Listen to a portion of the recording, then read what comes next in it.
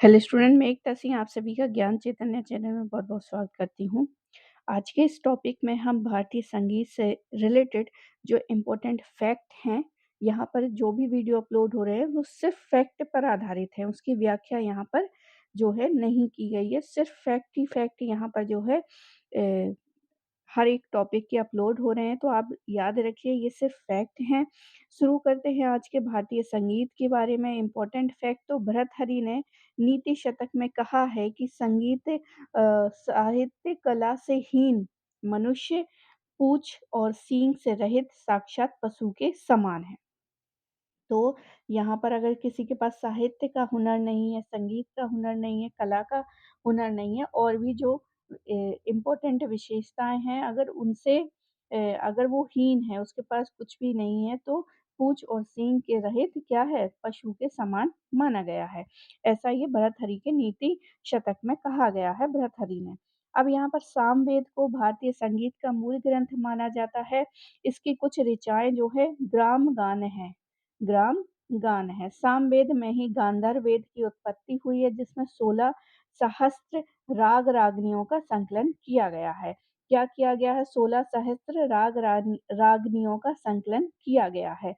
नारदीय शिक्षा दत्त दत्तिलम दत्तिलम जो है पहली शताब्दी से लेके चौथी शताब्दी के बीच दत्तिलम जो है ग्रंथ इसकी रचना हुई है। इसके अलावा 7वीं शताब्दी में रचित जो है मतंग की बृहद्देशीय जिसमें प्रथम बार जो है राग का वर्णन किया गया है। तो मतंग में ही सबसे पहले राग का वर्णन किया गया है। लंकेश्वर रावण जो है संगीत का प्रकांड विद्वान माना जाता है।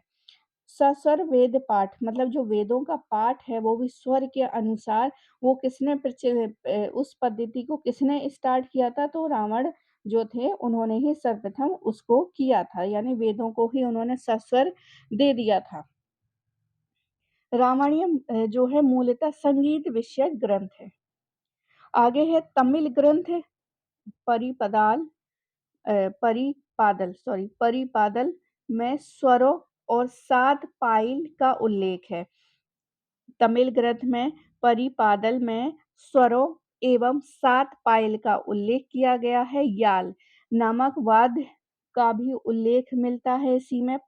परिपादल में ही याल नामक वाद्य यंत्र का उल्लेख मिलता है। तो यूजीसी नेट पूछ सकता है यहाँ से कि कौन से ग्रंथ में याल नामक वाद्य यंत्र का उल्लेख हुआ है? तो हमको याद रखना है ये तमिल ग्रंथ है परिपादल। आगे है 11वीं शताब्दी में मिथिला के राजा नन्यदेव ने सरस्वती हृदयालंकार की रचना की थी और पश्चिमी चालुक्य नरेश सोमेश्वर के यहाँ जो है जगदे कमल ने संगीत चूड़ामणि का आलेखन किया है। सोमराज देव ने 1180 में संगीत रत्नावली की रचना की है। 12वीं शती में जयदेव ने गीत गोविंद की रचना की है और इन्हीं गीत गोविंद की रचनाकार जयदेव का जन्म जो है बोलपुर के पास किंदुला ग्राम में हुआ था। शाकंभरी के राजा हमीर जो है 1300 ईस्वी के पास श्रृंगार हार का लेखन किया है। भरत मुनि ने नाट्य शास्त्र के बाद 12वीं सदी में शारंग देव द्वारा रचित संगीत रत्नाकर को ऐतिहासिक दृष्टि से महत्वपूर्ण ग्रंथ माना जाता है। 15वीं शताब्दी में लोचन कवि ने राग तरंगिणी की रचना की थी। पुंडरीक विट्ठल ने 1599 ईस्वी में साद्राग चंद्रोदय रागमाला रागमंजरी एवं नर्तन निर्माण का लेखा किया है। 1610 में सोमनाथ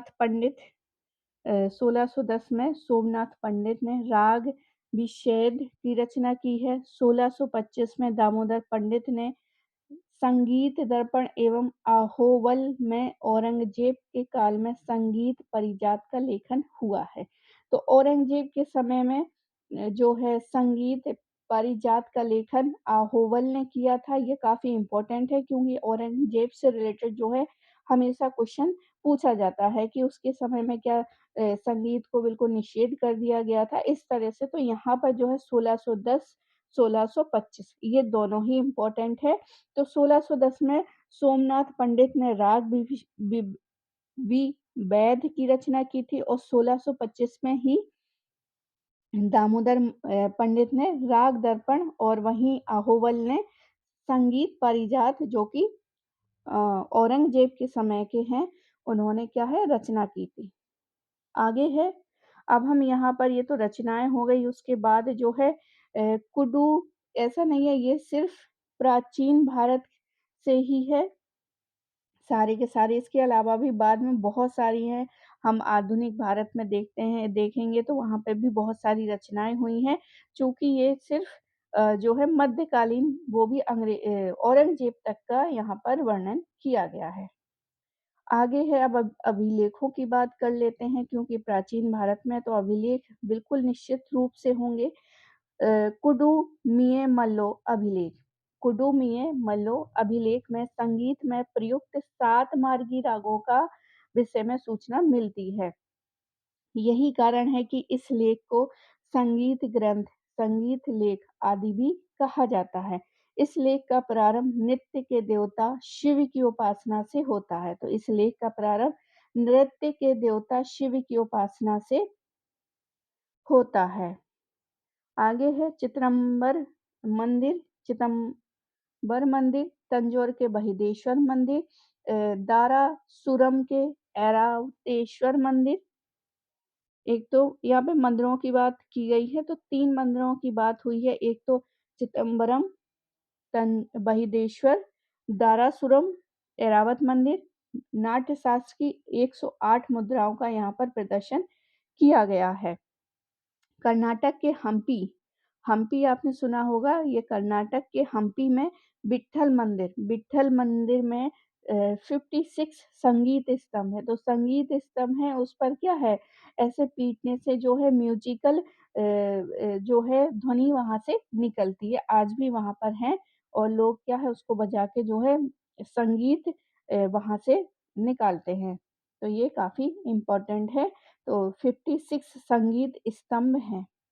आगे है संगम युग में करिकाल, संगम युग में करिकाल के विषय में सूचना मिलती है कि वो भागी राग का विशेषज्ञ था।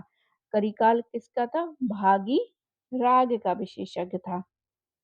खारवेल एवं समुद्रगुप्त के अभिलेखों से ज्ञात होता है कि दोनों कुशल संगीतज्ञ थे। मतलब खारवेल का जो हाथी गुफा अभिलेख है और समुद्रगुप्त की प्रयाग प्रशस्ति, इन दोनों से ही इसका वर्णन मिलता है। हाथी गुफा लेख से में वर्णित है कि खारवेल जो है 64 यानी कि 64 प्रकार के वाद्यों से समन्वित शांतिपूर्ण वाद्य ध्वनि उत्पन्न कराई थी। वहीं खारवेल को गांधार विद्या में प्रवीण बताया गया है। अब आगे बौद्ध दार्शनिक अश्वघोष की करते हैं। ये एक बहुत ही अच्छे संगीतज्ञ थे। इन्होंने रसतवत नामक वाद्य यंत्र का आविष्कार किया था। तो याद रखिए अश्वघोष अक्सर जो है यूजीसी नेट में हमको देखने को मिलता है, तो उससे रिलेटेड जितने भी फैक्ट हैं वो हमको यहाँ पर पता होना चाहिए। तो एक ये भी फैक्ट है कि अश्वघोष जो है अच्छे संगीतज्ञ थे और उन्होंने रसतवर नामक वाद्य यंत्र का आविष्कार किया था। वह बौद्ध धर्म के प्रचार प्रसार के साथ घूम-घूम के वैराग्य के गीत गाते थे। इत सिंह के अनुसार सभी बौद्ध विहारों में अश्वघोष के गीतों का नियमित रूप से गायन होता था। तो यहाँ पर याद रखिए ये कौन कह रहा है? इत सिंह कह रहा है कि सभी जितने भी बौद्ध विहार हैं, उसमें क्या है अश्वघोषों के गीतों का नियमित रूप से गायन होता था। तो अब उस समय तो जो है ये मोबाइल, ये टेक्नोलॉजी नहीं थी। जब नहीं थी तो लोग ही गाएँगे, नृत्य करेंगे तो जितना भी संगीत है, चाहे वो किसी भी फ़ील्ड में हो, वो खुद ही बहुत ही विशिष्ट रूप से डेवलप हुआ होगा। तो यहाँ पर क्या है, बिहारों में अश्वघोष के गीतों का नियमित रूप से गायन होता था। मगध के लोग जो है संगीत में ही कुशल थे। तो याद रखिए मगध के लोग क्या है, इतने अच्छे संगीत में विशेषज्ञ थे, जिसके कारण राज दरबार में इन गायकों को क्या कहा जाता था? मागध कहा जाता था। मागध कहा जाता था। भारत में गुप्त युग जो है भारतीय संगीत का शास्त्रीय युग था। प्रयाग प्रशस्ति में समुद्रगुप्त को संगीत के क्षेत्र में नारद तथा तुम्बरु नारद और तुम्बरु के समान बताया गया है, जिसने इंद्र के आचार्य कश्यप को अपनी गांधर्व विद्या में प्रवीणता के साथ लज्जित कर दिया। मतलब यहाँ पर एक ऐसी घटना होती है जो कि प्रयाग प्रशस्ति में समुद्रगुप्त को संगीत के क्षेत्र में उत्कृष्ट बताता है। वो कहता है कि एक बार जो है एक प्रतियोगिता होती है, तो जिसमें आचार्य कश्यप को समुद्रगुप्त जो है वो लज्जित मतलब हरा देते हैं। इसलिए जो है समुद्रगुप्त नारद एवं तम्बरु के समान बताए हैं। आगे है पल्लव शासक महेंद्र वर्मन एक कुशल संगीतज्ञ था। तो पल्लव शासक महेंद्र वर्मन एक कुशल संगीतज्ञ था। उसने रुद्राचार्य से संगीत सीखा था। तो ये भी पूछ सकता है यूजीसी नेट की जो पल्लव शासक या महेंद्र वर्मन कुशल संगीतज्ञ था, उसने किससे संगीत सीखा था? तो रुद्राचार्य से संगीत की शिक्षा ली थी। अब यहाँ पर एक राग का नाम है जिसका नाम है रगले। रगले नाम से विशेष प्रकार के गीतों की रचना का श्रेय जो है कल्याण के चालुक्यों के आश्रित कवियों को दिया जाता है। तो ये रहा कुछ इम्पोर्टेंट फैक्ट हमारे भारतीय संगीत से। तो आई होप आपको ये छोटा सा वीडियो पसंद आया होगा। पसंद आया तो प्लीज़ लाइक करें, शेयर करें, सब्सक्राइब करें। मिलते हैं अगले वीडियो में। पूरा वीडियो देखने के लिए आप सभी का बहुत-बहुत धन्यवाद।